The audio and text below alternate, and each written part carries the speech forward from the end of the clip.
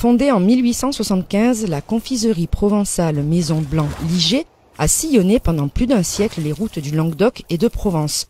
Un goût de fête plutôt sucré au départ, mais très vite, le grand-père François fabrique ses propres chips. Mon père a fait ça aussi. Après, il a eu l'idée d'essayer de vendre des chips dans les commerces environnants, quoi, boucherie, marchand de légumes. Donc ça a fonctionné. Et puis après, j'ai repris l'entreprise en 1995. Dans son petit laboratoire installé à Beaucaire, tout près du port, Jean-Christophe applique la même recette familiale.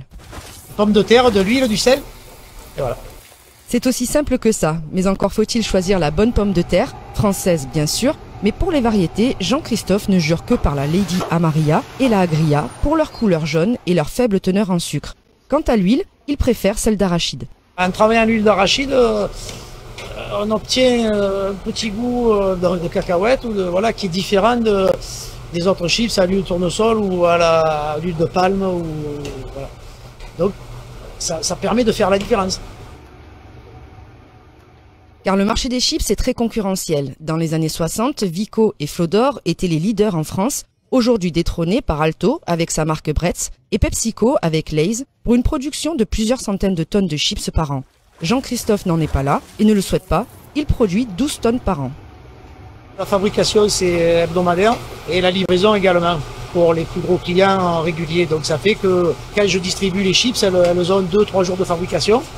Et donc ça permet de se démarquer par rapport aux industriels. Et également l'utilisation de l'huile d'arachide, qui est fragile, mais qui n'a pas du tout le même goût. Et que aucun industriel utilise parce que justement elle est fragile, elle se conserve très mal. Avec cette rotation hebdomadaire, le risque de dépasser la date limite de consommation, plus courte chez les blancs que chez les industriels, est très limité. Mais ce calendrier oblige Jean-Christophe à parcourir des centaines de kilomètres par mois. La hausse du prix du carburant, et pas que, n'est pas sans conséquence sur cette petite entreprise familiale. Disons qu'il faut augmenter un petit peu les prix, comme tout a augmenté, matières premières, plus le carburant, voilà, l'énergie, donc ça impacte un petit peu, il faut un peu augmenter les prix. Pas de quoi décourager vos clients quand même. Non, pour l'instant non.